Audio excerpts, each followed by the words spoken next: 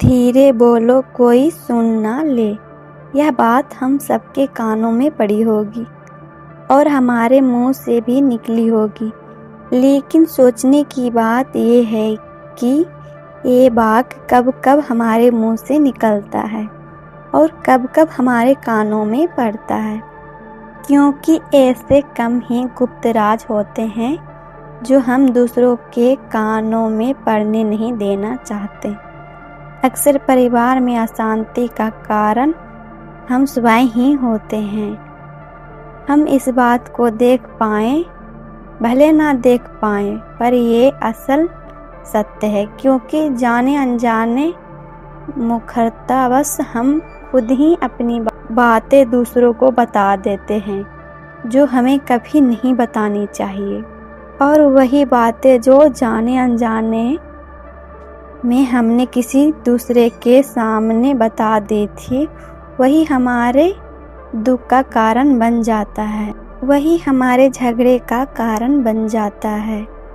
और फिर बाद में हमें पछतावा होता है कि मुझे यह बात किसी को बतानी नहीं चाहिए थी, मेरी ही गलती हुई कि मैंने जाने अनजाने में ये बात सभी को बता दी। इसलिए आज की जो बौद्ध कहानी मैं आपको सुनाने वाली हूँ, उसे सुनने के बाद आपको ये जो 7 बातें हैं जो आपको किसी को नहीं बतानी है, और इन 7 बातों के अलावा अगर आपको लगता है कि कोई बात ऐसी है जो मुझसे छूट गई या मैं नहीं बता पाई, तो कमेंट सेक्शन में ज़रूर बताना। इससे पहले कि आप इस बौद्ध कहानी में खो जाएं, इस चैनल को सब्सक्राइब ज़रूर कर लें। तो चलिए कहानी शुरू करते हैं। एक समय की बात है, एक नगर में राजेश नाम का एक युवक रहा करता था।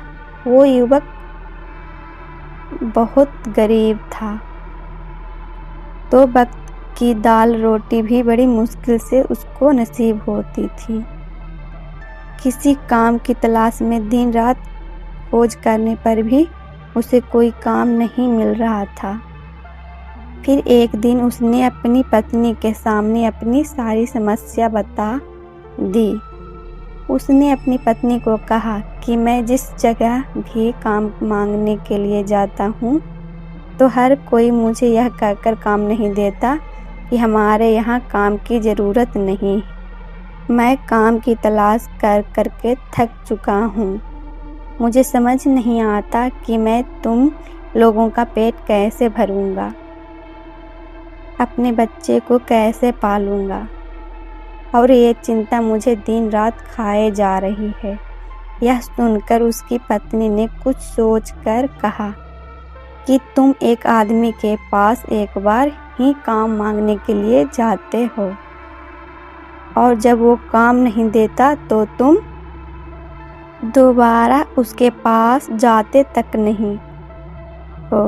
अगर तुम्हें उनसे काम लेना है तो तुम्हें हमदर्दी जतानी होगी, तुम्हें उनसे हमदर्दी हासिल करनी होगी, अपनी गरीबी दिखानी होगी, ताकि वो लोग तुम्हारी मजबूरी समझकर तुम्हें काम पर रख ले।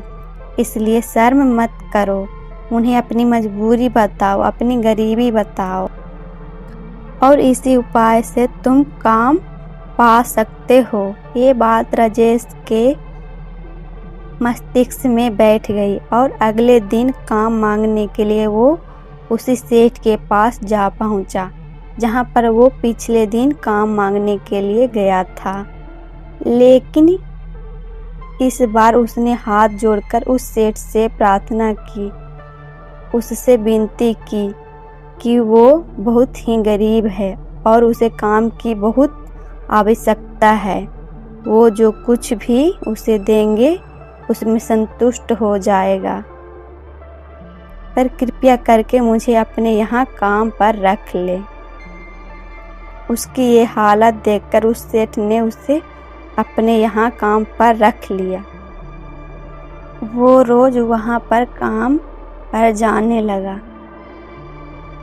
अंदर ही अंदर वो खुश तो था कि उसे काम तो मिला, लेकिन उसे वेतन दूसरे लोगों से कम मिलता था। वही काम जो दूसरे लोग कर रहे थे उन्हें ज़्यादा वेतन मिल रहा था और इससे कम वेतन मिल रहा था। जब इस बारे में उसने अपने सेठ से कहा तो सेठ ने कहा कि देखो भाई, तुम्हें काम की ज़रूरत थी, मैंने तुम्हें काम दिया। मेरा धन्यवाद करने की बजाय तुम मुझे शिकायत कर रहे। ये सुनकर राजेश वहीं पर चुप हो गया। बात कहीं ना कहीं सत्य थी। सस्ती सेठ ने तो उसे उसकी मजबूरी के हिसाब से ही काम दिया था और इसलिए वो उसे अपने अनुसार ही वेतन देता था। लेकिन धीरे धीरे उसने ये बात अपने संगी संबंधियों और अपने दोस्तों को भी बताना शुरू कर दी कि उसका सेठ कैसा आदमी है और उसे कितना वेतन देता है।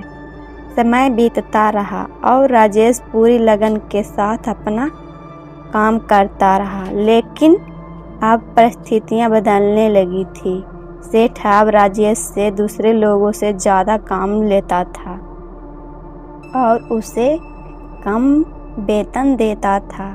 यह बात राजेश के मन को बहुत खलती थी। वो दूसरों से ज़्यादा मेहनत कर रहा है और उनसे कम वेतन पा रहा है। इससे उसके आत्मसम्मान को बहुत गहरी चोट पहुंची। अब धीरे धीरे उसका मन अपने काम से हटने लगा। उसका मन काम में लगता ही नहीं था। जाहिर सी बात है कि ऐसी जगह जिसका मन लगेगा, जहां आदमी को अपने आत्मसम्मान के साथ समझौता करना पड़े।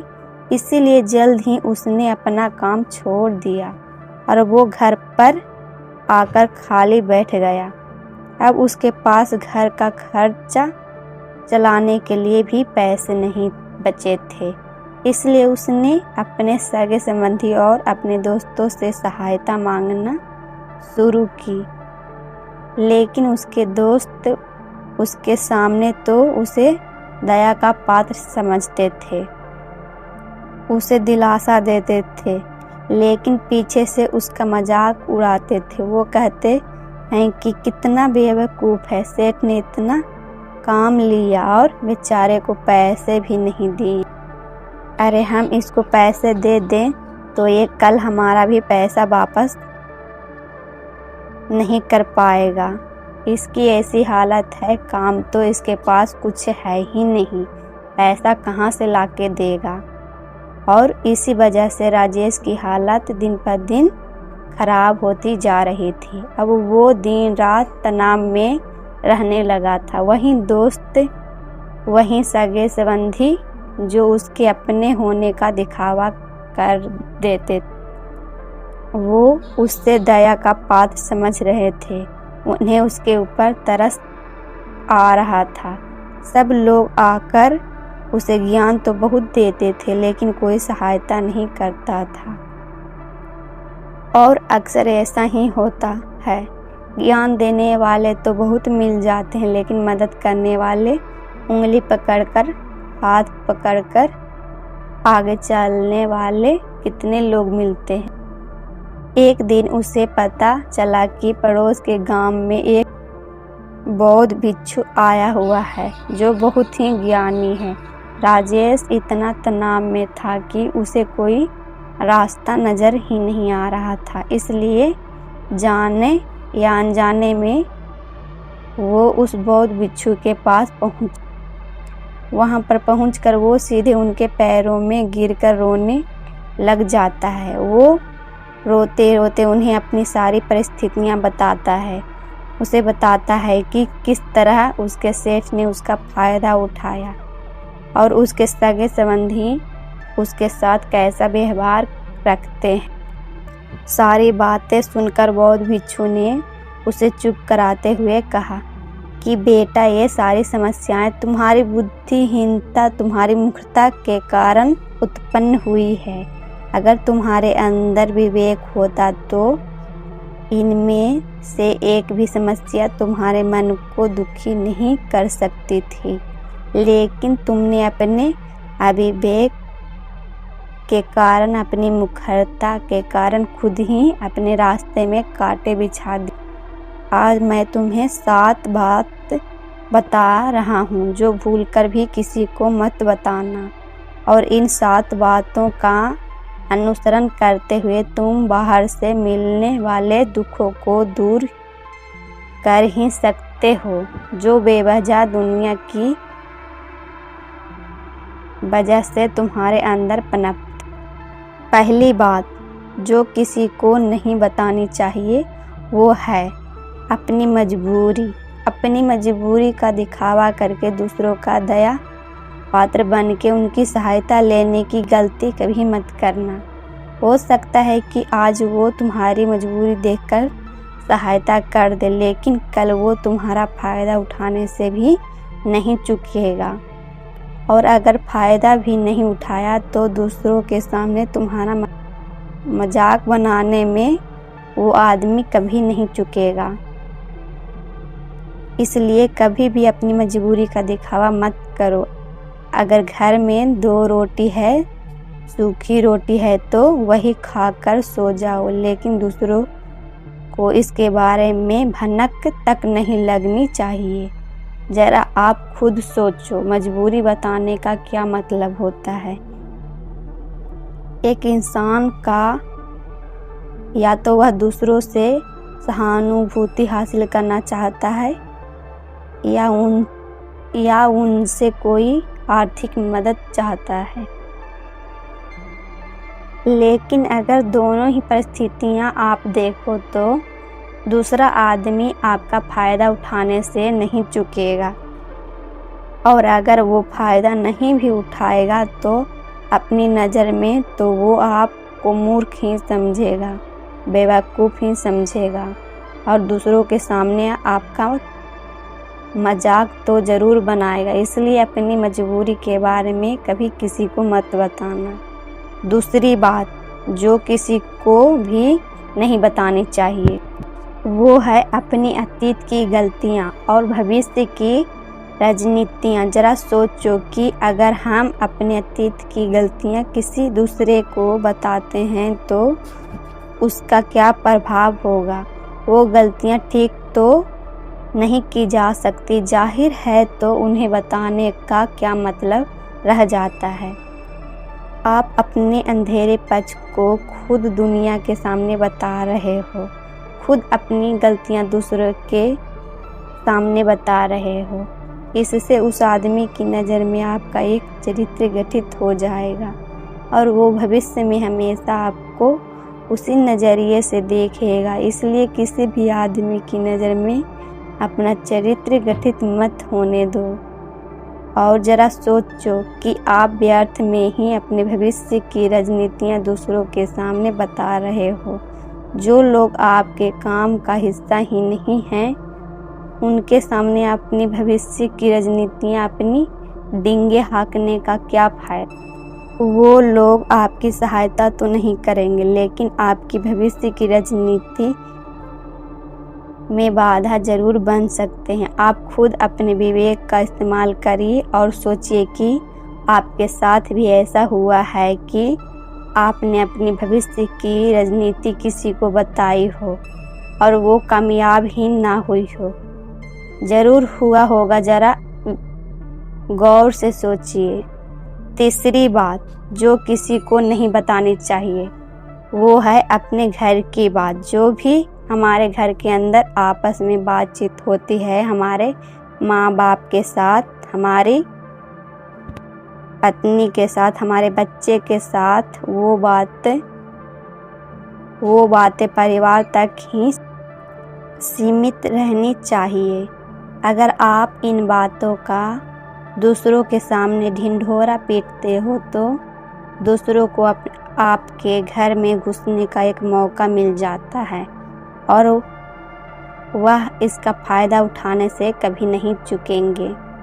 वो आपके परिवार के सदस्यों को आपसे दूर लेकर जाने की कोशिश करेंगे। अक्सर ऐसा होता है, हम समाज में देखते हैं कि हम अपने घर के झगड़े को कम करने के लिए झगड़ों को अपने पड़ोसियों और दूसरे सगे संबंधियों को बता देते हैं, लेकिन इससे आपको सहायता कभी नहीं मिली होगी, बल्कि आपके घर के लड़ाई झगड़े और ज़्यादा बढ़ गए होंगे और वो जाहिर है वो बढ़ेंगे ही।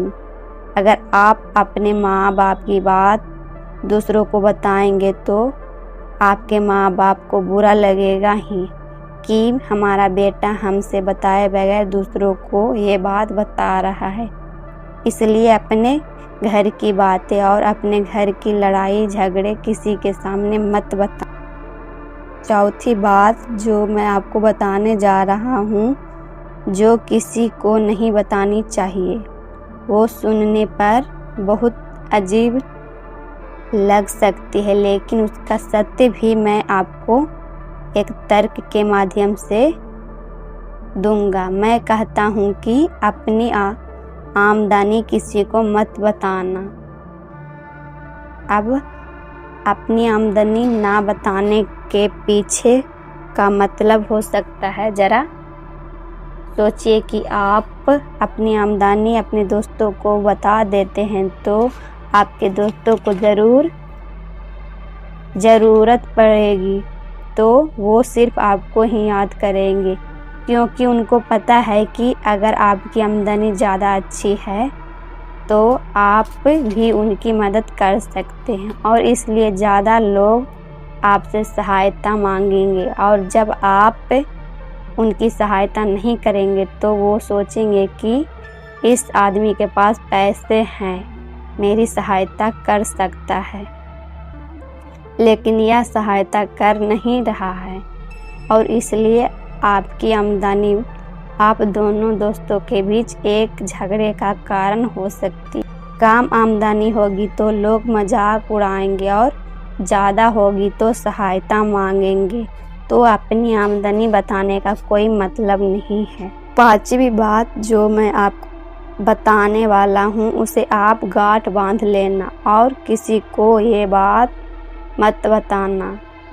अपनी कमजोरियाँ और अपनी ताकत अक्सर इंसान को पता होता है कि उसकी कमजोरी या उसकी ताकत क्या है, लेकिन अगर आपको अपनी कमजोरी और अपनी ताकत पता है तो पहली बात तो आप बहुत ही बुद्धिमान आदमी हैं और दूसरी बात आपको ये बातें किसी से साझा नहीं करनी है, क्योंकि अगर आपकी कमजोरी या दूसरों को पता चल गई तो वो आपकी कमजोरियों का फ़ायदा उठाएंगे और अगर आपकी ताकत पता चल गई तो वही ताकत आपकी कमजोरी बन जाएगी, क्योंकि वो ताकत दूसरे आदमी को पता है और वो ताकत की कार्ड भी ढूंढ ही लेगा।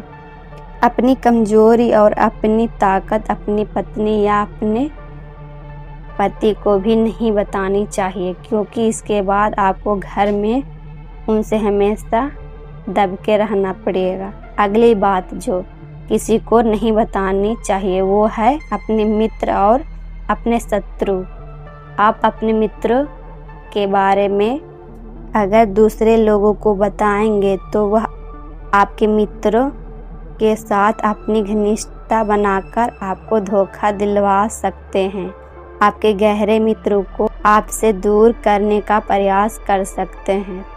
अक्सर आम आदमी ऐसा नहीं करता, लेकिन आपके दुश्मन ऐसा करने की कोशिश कर सकते हैं और दूसरी तरफ आपके शत्रु का भी किसी को पता लगना नहीं चाहिए।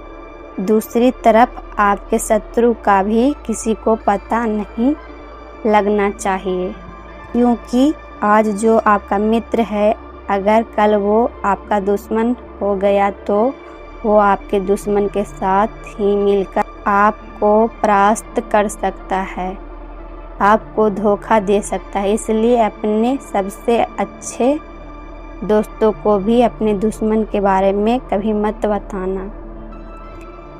अगली और आखिरी बात कहना चाहता हूँ कि जब तुम दान करते हो तो दान के बारे में भी किसी को मत बताना, नहीं तो दान करना व्यर्थ हो जाता है, बेकार हो जाता है। जब आप अपने दान का ढिंढोरा पीटते हो तो आप ये बता रहे हो कि मैं कितना बड़ा दानी पुरुष हूँ, और ये आपके अंदर एक अहंकार निर्मित करेगा। इसीलिए दान गुप्त रूप से किया जाए उतना ही अच्छा होता है, उतना ही फलदायी होता है। जब आपका बायां हाथ दान कर रहा हो तो दाएं हाथ को बिना पता चले कि बायां हाथ दान कर रहा है। ये 7 बातें जो बौद्ध भिक्षु ने राजेश को बताई, इनमें संसार के सभी सिद्धांत छिपे हुए हैं। इन बातों का अनुसरण करते हुए आप अपने घर में सुख शांति बना सकते हैं और घर के झगड़े हमेशा के लिए दूर कर सकते हैं। आप इन बातों के बारे में अपने विवेक से भी सोचेंगे तो आपको यह बातें सच मालूम पड़ेगी। हमारा कहानी सुनाने का मकसद यही है कि आप विवेक जागृत हो। आप खुद उन बातों के बारे में सोचें जो हम आपको बता रहे हैं, और अगर हम गलत हैं तो आप कमेंट सेक्शन में वो बात ज़रूर बताएं जिस पर हम गलत हैं। और इनके अलावा भी अगर आप कुछ जानते हैं तो उन बातों को भी कमेंट सेक्शन में ज़रूर डालें।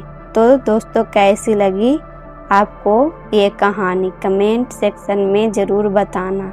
तो मिलते हैं अगली कहानी में, तब तक के लिए अपना ख्याल रखना।